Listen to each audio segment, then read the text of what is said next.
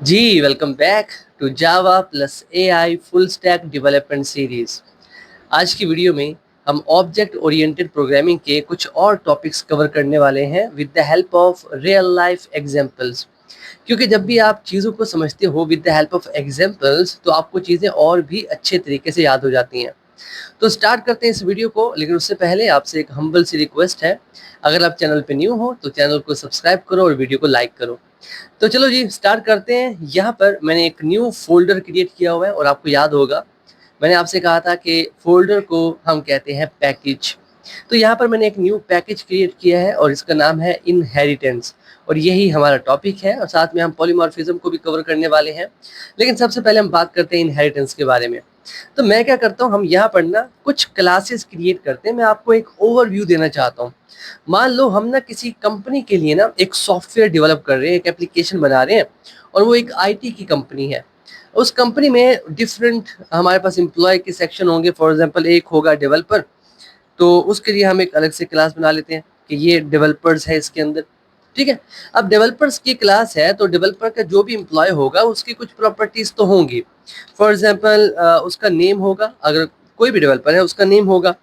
साथ में उस डेवलपर की एज भी होगी। ठीक है। इसी तरह से उस डेवलपर की कुछ ना कुछ सैलरी भी होगी। तो इस तरह से हमने सैलरी बना दिया। तो ये चीज़ें हैं हमारी डेवलपर क्लास के अंदर। ठीक है। अभी हमने कहा था कि हम क्या करते हैं, हम प्राइवेट सेट करते हैं जब भी कोई क्लास क्रिएट करते हैं। ये चीज़ें मैं पिछली वीडियो में काफ़ी डिटेल से एक्सप्लेन कर चुका हूँ। सो मुझे नहीं लगता अब दोबारा मुझे एक्सप्लेन करना चाहिए। इसको भी हम कर देते हैं प्राइवेट। उसके बाद मैंने आपसे कहा था कि जब कभी भी आप प्राइवेट सेट करते हो तो कोशिश क्या करो, कंस्ट्रक्टर भी बना लो, गेटर्स और सेटर्स भी बना लो। अभी फ़िलहाल के लिए मैं यहाँ पर सिर्फ बल्कि यहाँ पर अभी फ़िलहाल के लिए मैं कोई मेथड क्रिएट नहीं करता, सिर्फ एक ही क्रिएट कर लेता हूँ और इसको हम नाम दे देते हैं पब्लिक। और इसका नाम होगा फॉर एग्जांपल क्या नाम सेट करें।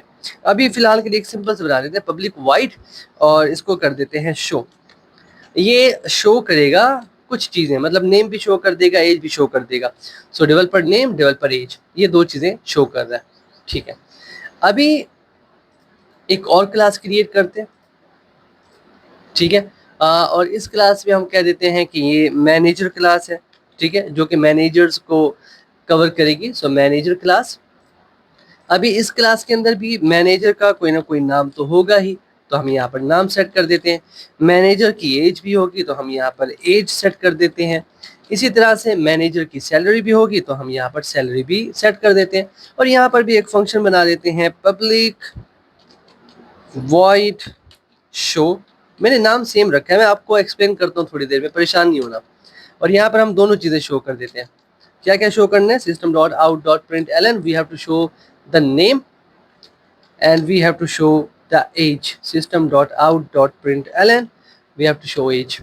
यहाँ पर मैनेजर मेंशन कर देते हैं, सो मैनेजर एंड यहाँ पर शो कर देते हैं मैनेजर। ठीक है। अभी मेरे पास दो क्लासेस हो चुकी है। मान लो अभी मुझे क्या करना है, एक और बना लेता हूँ इंटर्न की। ठीक है, जो इंटर्नशिप के लिए आया हुआ है, तो इंटर्न ये भी एक क्लास है। अब इंटर्न का भी कोई ना कोई नाम होगा। अभी मैं अपने मेन टॉपिक की तरफ आने वाला हूँ और we have to make this private. ठीक है, private string and then name, private int age and private salary double, and we have to create a method public void show, and we have to show the details system dot out dot println. So not manager's name, ये intern है तो यहाँ पर intern लिख देंगे। Okay. As भी show करना है, so system dot out dot print L N और यहाँ पर हम इंटर्न एज शो कर देते हैं। अभी ये जितनी चीज़ें थी ये बनाने का कोई ना कोई मकसद था, थोड़ा वक्त लगा हमें, बट इससे आपको काफ़ी कुछ समझ में आएगा। Now I want you to focus.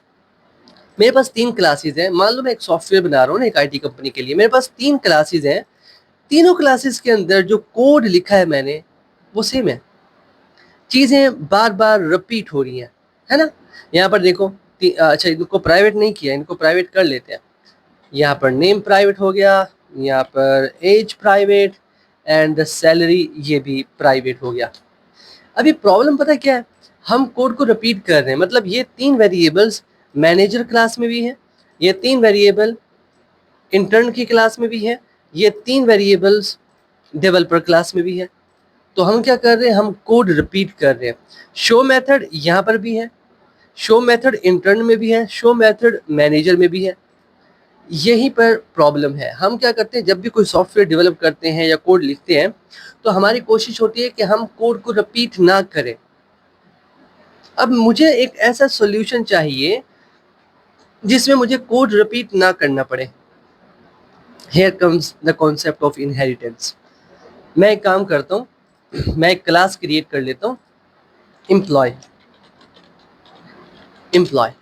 अब इस एम्प्लॉय क्लास के अंदर मुझे वो तीनों चीज़ें चाहिए जो बार बार रिपीट हो रही हैं।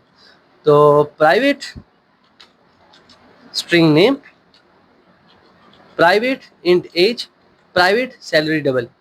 अब ये तीनों चीज़ें मैंने एक अलग क्लास में रख ली। अब बाकी जो 3 क्लासेस हैं मेरे पास, मैं इस मेन को हटा देता हूँ। बाकी जो मेरे पास 3 क्लासेस हैं, जैसे ये हो गया इंटर्न, इसके अंदर मुझे ये लिखने की ज़रूरत नहीं है, मैं रिमूव कर देता हूँ, ठीक है। इसी तरह से मैनेजर क्लास, इसके अंदर भी मुझे लिखने की ज़रूरत नहीं है। इसी तरह से डेवलपर क्लास, इसके अंदर भी मुझे लिखने की ज़रूरत नहीं है।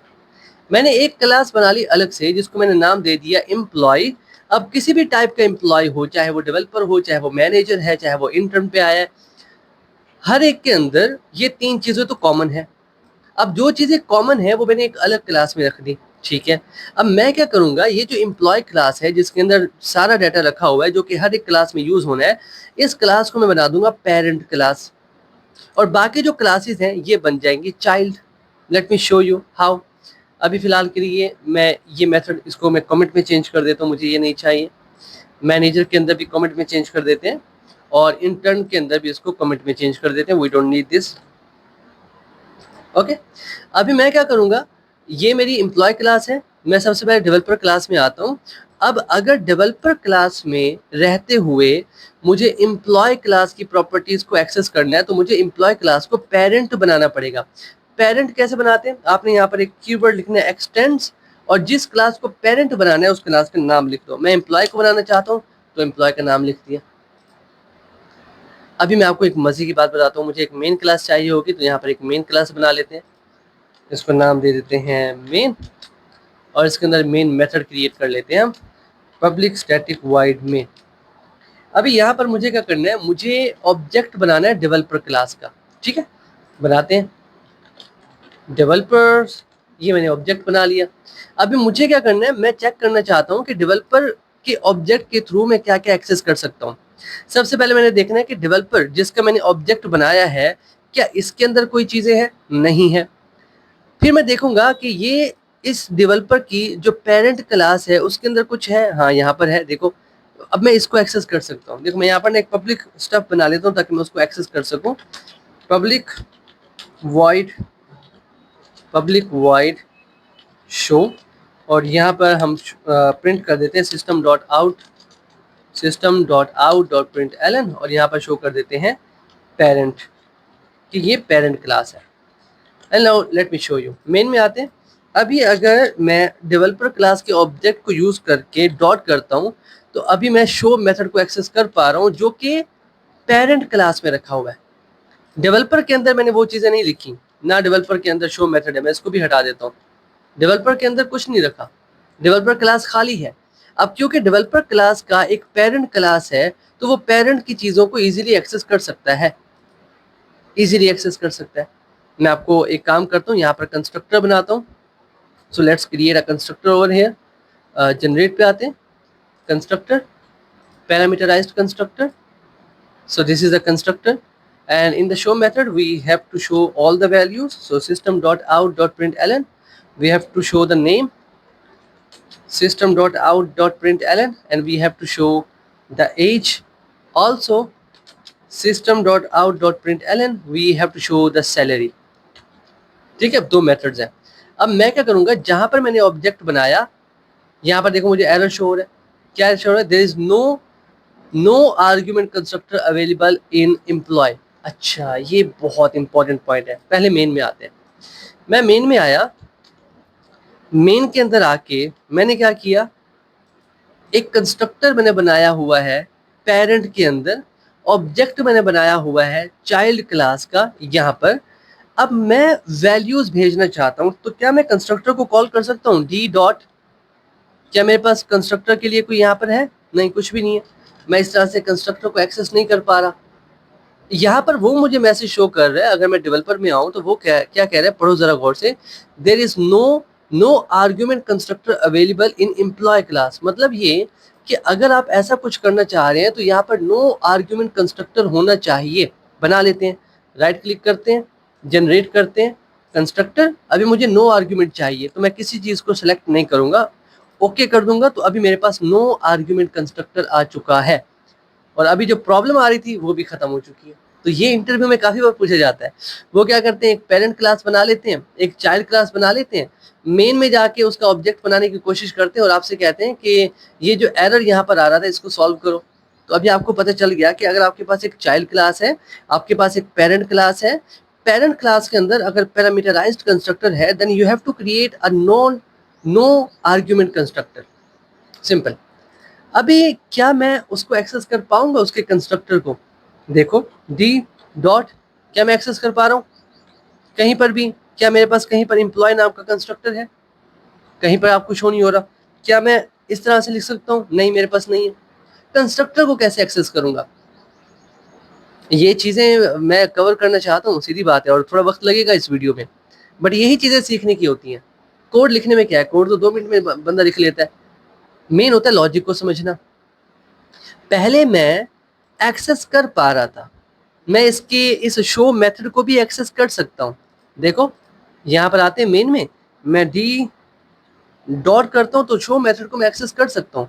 बट द प्रॉब्लम इज, मैं इसके कंस्ट्रक्टर को एक्सेस क्यों नहीं कर पा रहा? This is the constructor, I am not able to access this.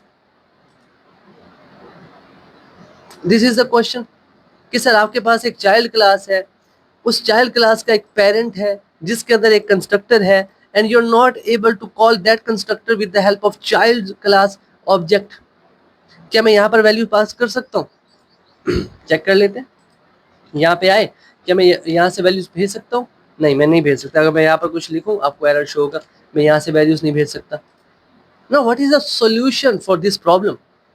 एक काम करते हैं, मैं यहाँ पर आता हूँ, मैं इसका एक कंस्ट्रक्टर बना लेता हूँ। आप कहोगे सर इसके अंदर तो कोई वेरिएबल्स ही नहीं है, how can you create a constructor? Constructor तो हम उस वक्त क्रिएट करते हैं जब हमारे पास कोई वेरिएबल्स हो, और यहाँ पर हमारे पास कोई वेरिएबल नहीं है, how can we call a constructor? सोचने की बात है ना। यही चीजें होती हैं जो आपको सीखनी पड़ती हैं एज अ डेवलपर। ओके, चलो अभी एक काम करते हैं, यहाँ पर कुछ करने की कोशिश करते हैं, ऐसे रैंडम सा ऐसे आप सीखोगे। अच्छा, मैं ना एक काम करता हूँ, मैं यहाँ से इसका एक कंस्ट्रक्टर बनाने की कोशिश करता हूँ। आई नो इसके अंदर कोई वेरिएबल्स नहीं है, आई नो दिस।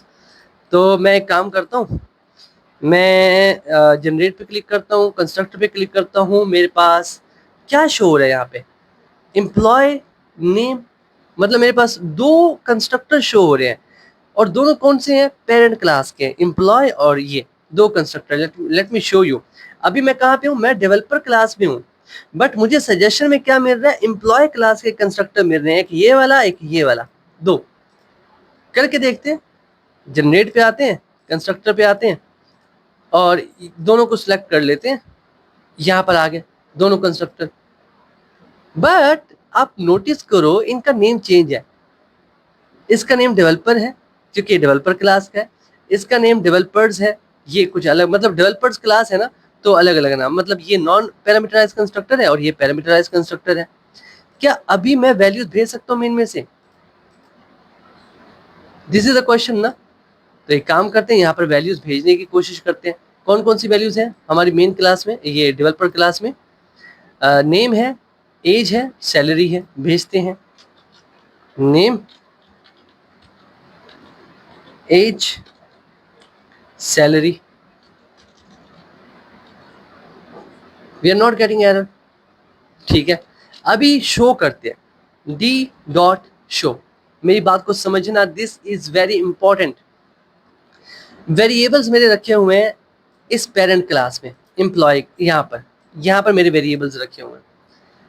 मैं क्या कर रहा हूँ, यहाँ पर वो वेरिएबल्स एक्सेस कर पा रहा हूँ with the help of super keyword. अब ये एक नया चीज़ है, आपके लिए एक नई चीज़ है कि ये सुपर क्या है, मैं आपको समझाता हूँ। अगर मैं इसको रन करूँ ना, तो ये कोड इजीली रन होगा। आउटपुट में आपको वैल्यूज भी शो होंगी, लतीफ़ 26 और साथ में सैलरी भी शो होगी। You need to understand this keyword, this super keyword. Let me show you. एक बार आउटपुट आ जाए फिर मैं आपको दिखाता हूँ। यहाँ पर आपने कुछ चीज़ें सीख ली, that you have to create a constructor inside a child class if you want to access the constructor of a parent class. पहले हम ऐसा नहीं कर पा रहे थे, ठीक है। यहाँ पर आते हैं, देखो मुझे आउटपुट में वैल्यूज शो हो रही हैं, बहुत अच्छी बात है। अभी मैं क्या समझाना चाह रहा था, डेवलपर्स क्लास में आए and this is the super keyword, इसके बारे में बात करनी है। देखो होगा क्या, जब हम कॉल कर रहे हैं यहाँ पर डेवलपर्स के कंस्ट्रक्टर को, दिस इज द कंस्ट्रक्टर, तो ये चेक करेगा कि ये वेरिएबल्स जो हैं, ये जो वैल्यूज मैं भेज रहा हूँ, ये कहाँ पे स्टोर करनी है, क्योंकि इसका अपना तो कोई कंस्ट्रक्टर है ही नहीं, इसके अपने तो कोई वेरिएबल्स है ही नहीं। तो ये सुपर को कॉल करेगा। सुपर क्या करता है, सुपर कीवर्ड कॉल करता है जिस क्लास में आप हो उसके पेरेंट क्लास को। मतलब ये कि अगर आपने पेरेंट क्लास के कंस्ट्रक्टर को कॉल करना है, पेरेंट क्लास के कंस्ट्रक्टर को कॉल करना है आपने, so you have to use the keyword super. ये क्या करेगा, पेरेंट क्लास के कंस्ट्रक्टर को कॉल कर देगा और जितनी भी वैल्यूज हैं उसको भेज देगा। यहाँ पर वो वैल्यूज आके स्टोर हो जाएंगी और with the help of this we are able to see the result in the output. नहीं आ गया ना समझ? फिर से अगर समझ नहीं आया तो रिपीट कर लो, इस वीडियो को रिपीट कर लो, but this is very important. Let me clear this one more time. आपके पास एक चाइल्ड क्लास है, आपके पास एक पेरेंट क्लास है। पहले तो आपने पेरेंट बनाया कैसे, with the help of extend keyword, ठीक है। फिर आपने क्या किया, आपके पास एबिलिटी थी that you are able to access the variables declared inside the parent class. Then हमने क्या किया, कंस्ट्रक्टर क्रिएट किया, but we are not able to access the constructor with the help of the object of the child class. तो उसका solution क्या निकला, we created this constructor, the child class constructor. But because child class के अंदर कुछ भी variables नहीं है, वेरिएबल्स तो हम यूज कर रहे हैं पेरेंट क्लास के, that's why we have to call the parent class constructor. For that we are using super keyword. कोई भी आपसे इंटरव्यू में पूछ ले दैट पेरेंट क्लास के अंदर एक कंस्ट्रक्टर रखा हुआ है, you have to call that constructor with the help of the child class object, तो आपने सुपर कीवर्ड का यूज करना है। ओके, आई होप ये पॉइंट क्लियर हो चुका होगा आपका, ठीक है। अभी यहाँ पर कुछ और चीजें हैं जो मैं चाहता हूँ कि आप समझें। मैं एक काम करता हूँ, मैं एम्प्लॉय क्लास का ना एक ऑब्जेक्ट बनाता हूँ जो कि हमारी पेरेंट क्लास है। मैं इसको पी नाम दे देता हूँ, and then new and then employ. ये मैंने एक ऑब्जेक्ट बना लिया एम्प्लॉय क्लास का, ओके। और मैं यहाँ पर पी डॉट शो करता हूँ, पी डॉट शो, कुछ इस तरह से। अभी मैं आपसे ना एक क्वेश्चन करना चाहता हूँ, मैं आपसे एक क्वेश्चन करना चाहता हूँ। मैं क्या कर रहा हूँ, मैं यहाँ पर एक कंस्ट्रक्टर को कॉल कर रहा हूँ। मेरी क्लास के अंदर दो कंस्ट्रक्टर हैं, एक है नो पैरामीटराइज कंस्ट्रक्टर मतलब नो आर्ग्यूमेंट कंस्ट्रक्टर, और एक है पैरामीटराइज कंस्ट्रक्टर मतलब जिसके अंदर हम ये आर्ग्यूमेंट पास कर रहे हैं। डेफिनेटली मैं कॉल कर रहा हूँ इसको, क्योंकि मैं यहाँ से कुछ भी भेज नहीं रहा। माई क्वेश्चन इज, क्या मैं अगर यहाँ पर एक मेथड बनाऊँ एक चाइल्ड क्लास के अंदर, इसको नाम कुछ भी दे सकते हैं, फॉर एग्जांपल मैं इसको चाइल्ड नाम दे देता हूँ, और मैं इसमें आउटपुट में शो करना चाहता हूँ let's suppose system.out.println and I want to show developers. क्या मैं पेरेंट क्लास के ऑब्जेक्ट के थ्रू एक्सेस कर सकता हूँ चाइल्ड क्लास की चीज़ों को? रियल लाइफ में आप देखो, चाइल्ड पेरेंट की जितनी भी प्रॉपर्टी है उसको ले सकता है, बट पेरेंट चाइल्ड से कुछ नहीं ले सकता। चाइल्ड के पास कुछ है ही नहीं, क्या लेगा? मजाक कर रहा था।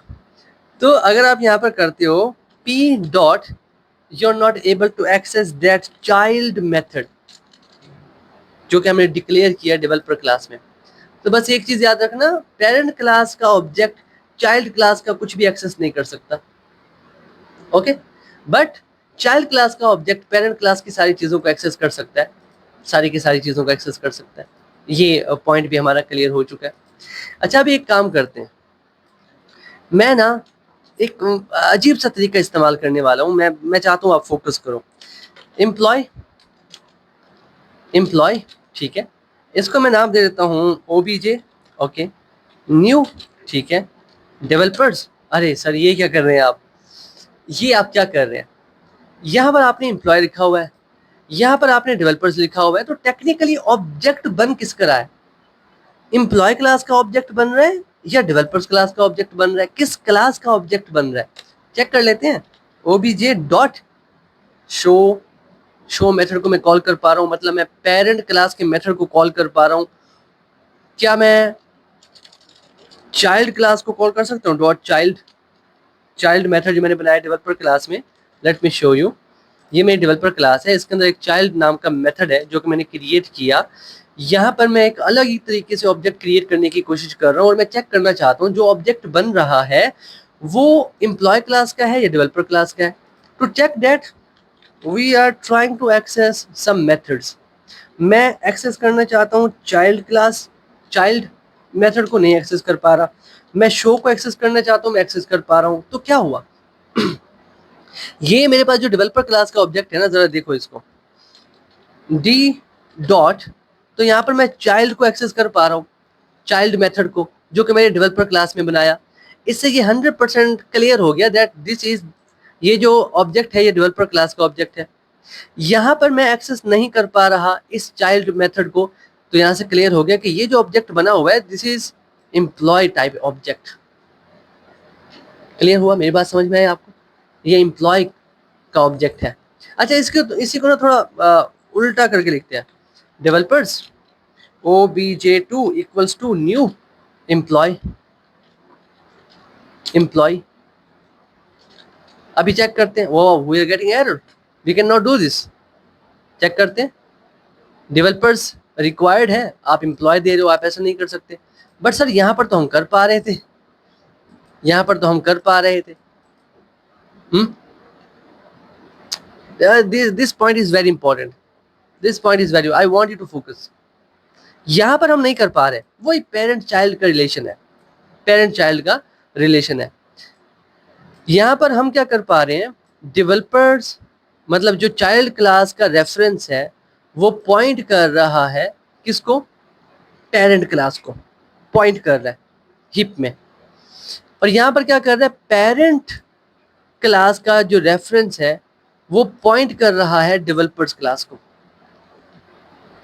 मुझे लगता है ये पॉइंट वगैरह से ना आप कंफ्यूज हो रहे हो। हाँ, आप कंफ्यूज हो रहे हो यार। मजीद हम एक काम करेंगे, एक छोटा सा प्रोजेक्ट बना लेंगे जिसके अंदर ये चीजें हम कवर करेंगे। अभी फिलहाल के लिए इतना समझ लो कि आप ये नहीं कर सकते, बट आप ये कर सकते हो, आप ये कर सकते हो। और यहाँ से हमने प्रैक्टिकली देखा दैट यार ये जो ऑब्जेक्ट है ना ये एम्प्लॉय क्लास का है, ये एम्प्लॉय क्लास का ऑब्जेक्ट है। अच्छा ठीक है, ये आपको समझ में आ गया। एक काम करते हैं, ये जो हमारी मैनेजर क्लास है ना इसको भी एक्सटेंड कर लेते हैं, इसको भी चाइल्ड बना देते हैं एम्प्लॉय क्लास का।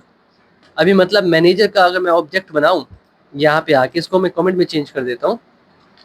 अभी मैनेजर के अंदर भी मैंने कोई वेरिएबल्स क्रिएट नहीं किए, ठीक है।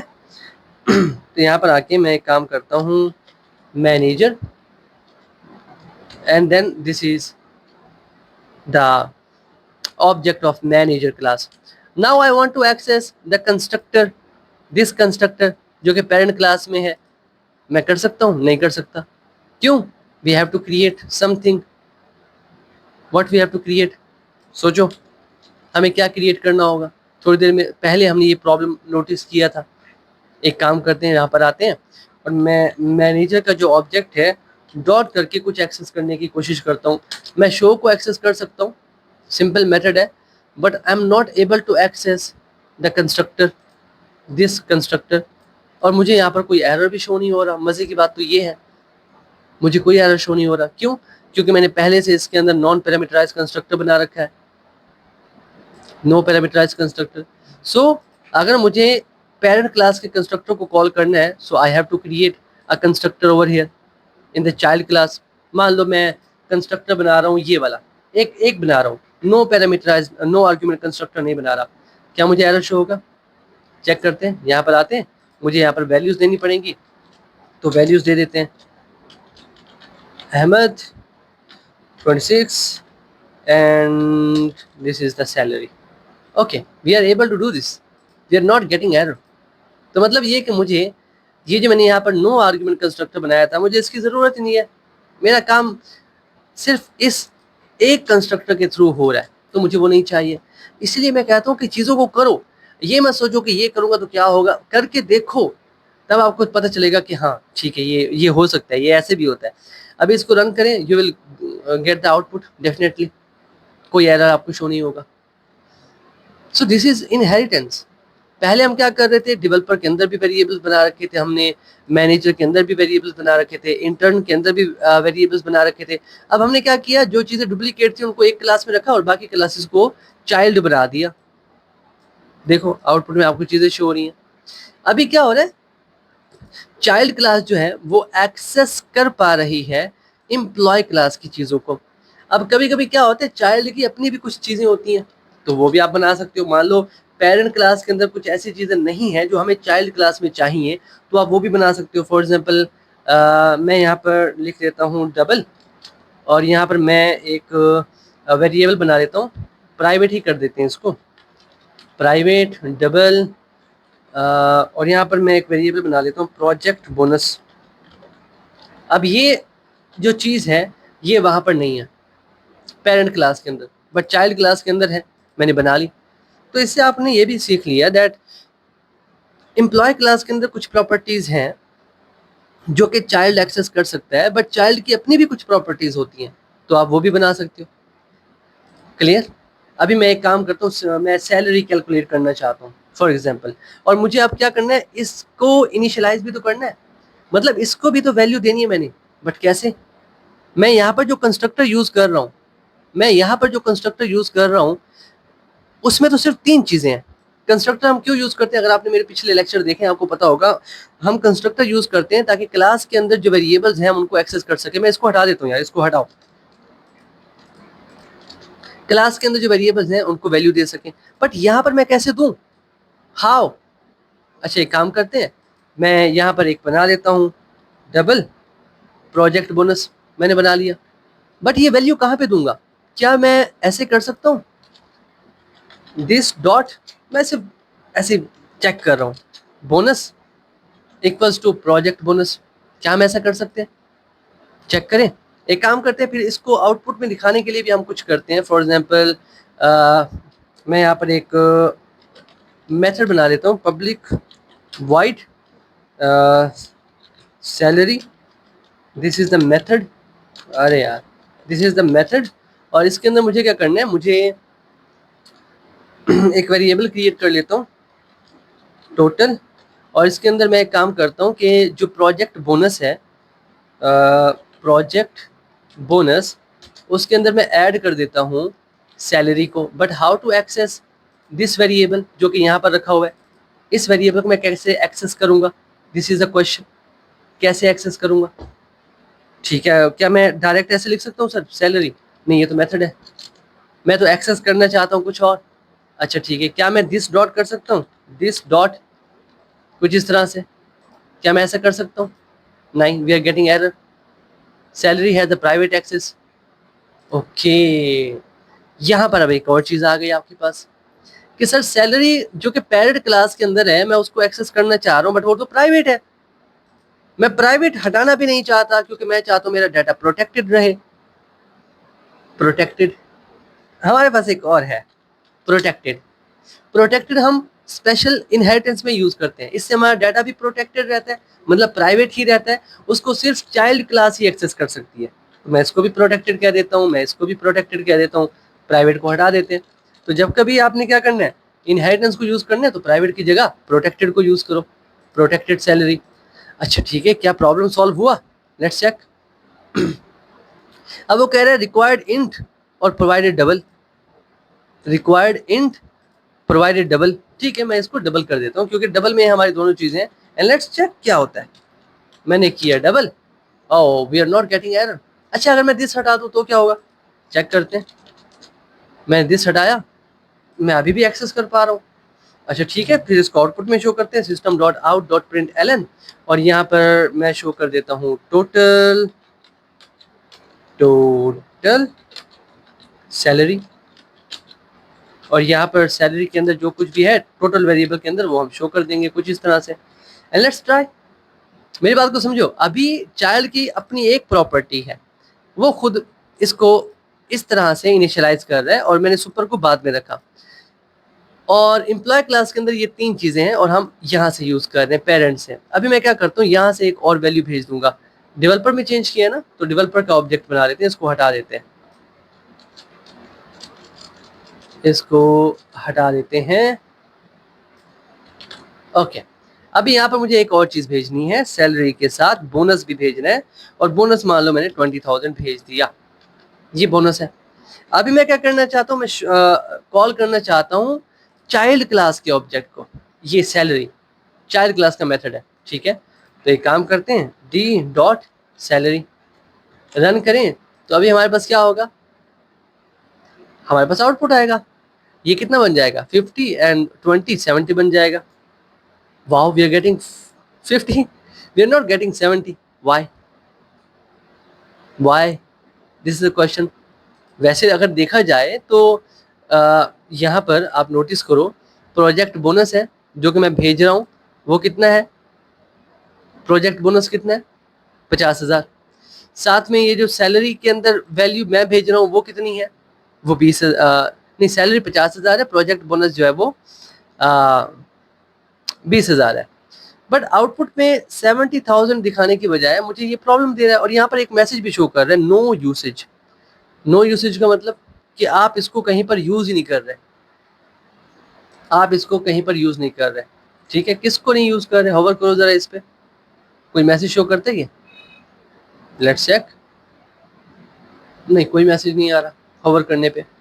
अभी एक काम करते हैं, मैं दिस का यूज करके देखता हूँ, दिस डॉट, ठीक है। इसके अंदर भी हम कर लेते हैं this dot, let's try, let's try. क्या ये होता है, क्या ये चलता है या नहीं चलता, लेट्स ट्राई। यहाँ पर आते हैं और एक बार फिर से रन करते हैं, क्या 70,000 आएगा, लेट्स ट्राई, मजा आएगा। नहीं, 50,000 आ रहा है। This is a question, again we have a problem कि सर एम्प्लॉय क्लास है, ठीक है, उसके कुछ वेरिएबल्स को मैं यूज कर रहा हूँ जिसमें एक सैलरी भी है। अब मैं जिस क्लास को यूज कर रहा हूँ उसकी अपनी भी एक प्रॉपर्टी है जिसमें प्रोजेक्ट का बोनस आ रहा है, ठीक है। और मुझे क्या करना है, जो सैलरी है जो कि पेरेंट क्लास में रखी हुई है उसके अंदर मैं ऐड कर रहा हूँ प्रोजेक्ट बोनस को, बट आउटपुट में मुझे सिर्फ सैलरी दिखाई दे रही है, मुझे प्रोजेक्ट बोनस नहीं दिखाई दे रहा, ठीक है। एक काम करते हैं, इस लाइन को मैं सेकंड लाइन पे लेके जाता हूँ, यही है कोडिंग। आप सोचते हो कि यार ये कर लूँ तो क्या होगा, ये कर लूँ तो क्या होगा, चेक करें मजा आएगा। Let's try, let's try, let's try. We are getting 50,000, no change, कोई चेंज नहीं आया। प्रोजेक्ट बोनस की वैल्यू कहाँ जा रही है,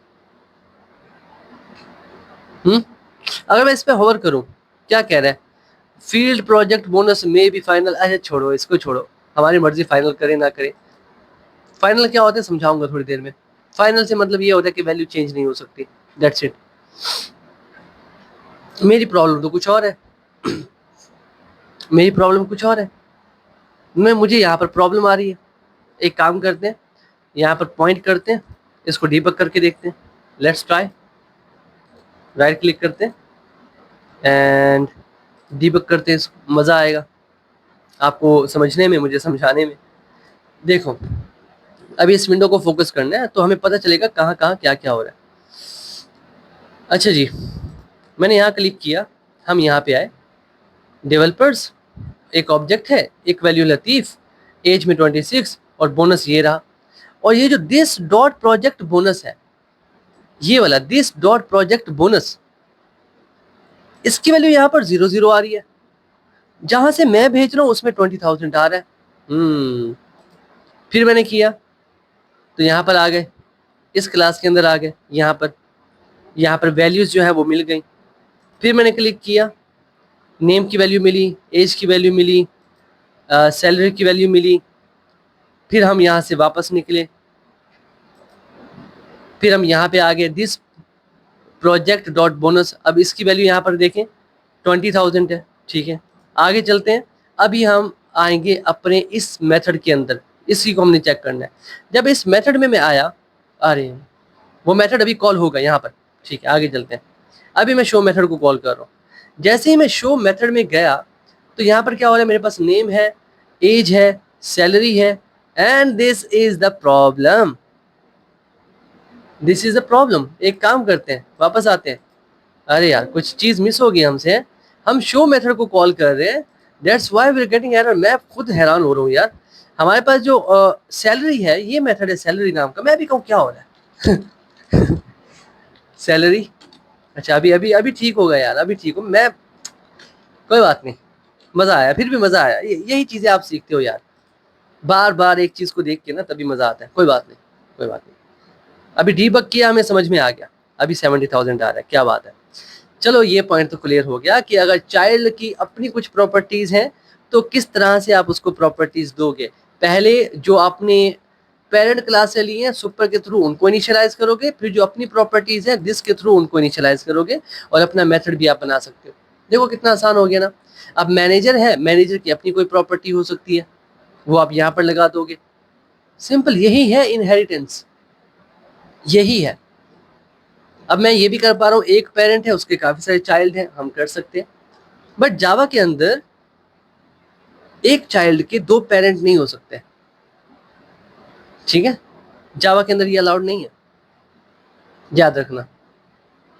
ओके, मल्टीपल इनहेरिटेंस अलाउड नहीं है, एक चाइल्ड के दो पेरेंट नहीं हो सकते जावा के अंदर। एक और तरीका है हमारे पास, हम कवर करेंगे इसको जब हम इंटरफेसेस पे जाएंगे, फिर मैं आपको समझाऊंगा थोड़ा और, इसके बारे में हम बात करेंगे। चलो जी, अभी हमारा जो इनहेरिटेंस का टॉपिक है वो इतना ही है। आगे जाके कुछ और चीज़ें हैं, हम पॉलीमॉर्फिज्म के बारे में पढ़ेंगे, उसके अंदर भी इनहेरिटेंस को हम यूज़ करेंगे। तो मैं चाहता हूँ अभी जो मैंने आपको समझाया, ज़्यादा कुछ था नहीं, लेकिन जितना भी था बहुत इंपॉर्टेंट चीज़ें थी। क्वेश्चन हमने किए, हमने चीज़ों को देखा, हमने एरर देखे, फिर एरर को सॉल्व करने की कोशिश की, तो काफ़ी मज़ा आया। Next lecture is going to be very important, जिसके अंदर हम पॉलीमॉर्फिज्म को समझेंगे, और कोशिश करेंगे कि 2 वीडियोस में हम ऊप के सेक्शन को कंप्लीट करें और फिर हम नेक्स्ट टॉपिक की तरफ जंप करें। तो अभी के लिए इतना ही है, मिलते हैं आपसे नेक्स्ट वीडियो में। तब तक के लिए keep connected and keep coding. Thank you.